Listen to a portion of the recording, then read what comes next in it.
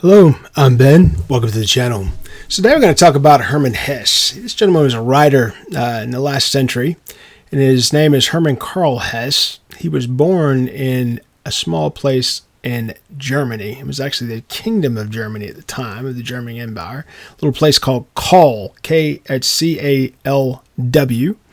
And he was born on July 2nd, 1877, and he died August 9th of 1962. And at that point, he was 85 and lived in Switzerland.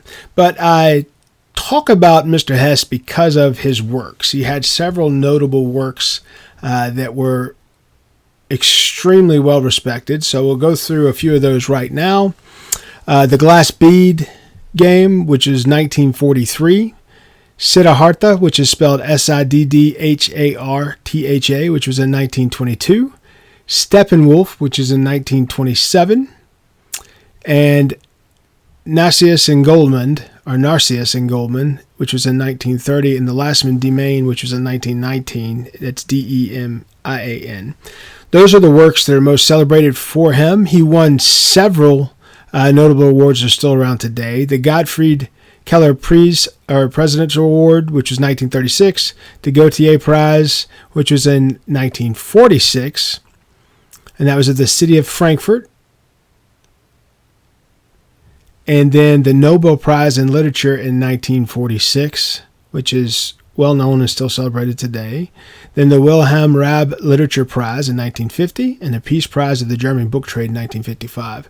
Most of his works are around subject matter that briefly talked about how people are navigating through life and the difficulties they find. And what he does is he highlights, and the reason I'm calling him out, is he highlights things that are universal and highlights things that are human traits of value that are universal, which is a lot of the stuff that we talk about on this channel. I've mentioned, Marcus Aurelius' works, Meditations. Well, Hermann Hesse's stuff it's right up there with that from that century, right? He talked a lot about old thoughts and feelings, and he voraciously read theological treatises or theological works like Greek mythology, Johann Wolfgang von Goethe, his works. Ephraim Lessing, Friedrich Schiller, and Friedrich Nietzsche were some of his favorite authors. His first works of poetry and prose were being published in the 1890s and in the early 1900s, with his first novel, which was Peter Kamenzind, which appeared in 1904. In 1911, Hesse visited India, where he became acquainted with Indian mysticism. His experience in India, combined with his involvement in Jungian analysis, affected his literary work, which emphasizes Eastern spiritual values. His best-known works of those and of that nature were Demain, Steppenwolf, Siddhartha, Narcissus and Goldman, and the Glass Bead Game, each of which explores an individual's search for authenticity, self-knowledge, and spirituality. The same things people search for today, and the same things that the Bible says we'll search for our entire lifetime. In 1946, he received the Nobel Prize for Literature. So I'm going through this because there's several key things that he mentions that people are hunting and hungry for. I'm going to read the top 10 suggestions that he has, and they go as follows. The only way to find yourself is to lose yourself in the service of something greater than you. The only way to find yourself is to lose yourself in the service of something greater than yourself. Number 2 is, what you do today could be the most important thing and make today the most important day of your life. So in any day, in any moment, your life can change dramatically by what you're doing and what happens. So just know that that's the case. We're often more aware of the negative things, like people that decide to commit a crime in a moment, or someone that hurts someone in a crime of passion. That moment just changed their lives forever.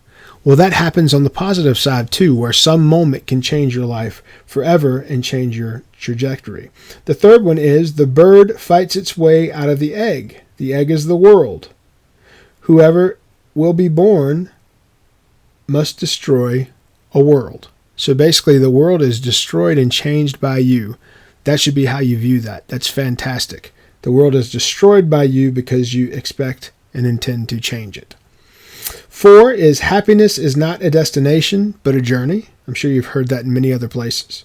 5 is, the more you know, the more you realize you don't know. You've heard that in many different places. 6 is life is not about finding yourself. Life is about creating yourself. I think that's an excellent call out because, we're all part of God's creation.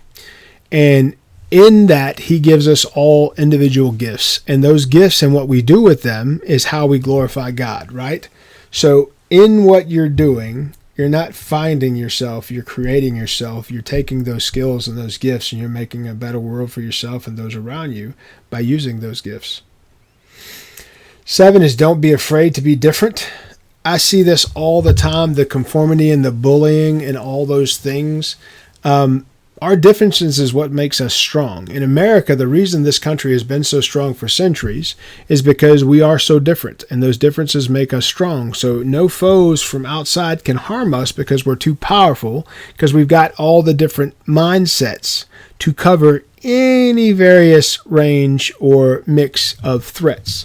So now when people would use that against us internally, that is why we've been strong for centuries. Don't be afraid to be different. Number 8 is the purpose of this life is to live it to the fullest. One of the things I hate most about our American culture is the rat race, where we tell people you got to go to high school, then you got to go to college, then you got to go to work, and then you got to work this job for so many years, and you got to do all those things. The truth is, if we told people young how to learn and understand finance, and how the less you owe someone equals freedom. So if you don't owe anybody, you are free. So if you can live in a way that you don't have to pay rent or pay a mortgage, then you are free, right?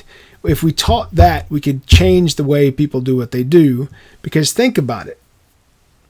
Everything that's in this life that's not human is against you. So government is against you. Jobs are against you. Those things that you do in a way where you have to kill yourself to continue performing those things, that's a problem. The best suggestion I can make is find something that feels like a good fit for you culturally and then build your situation from there.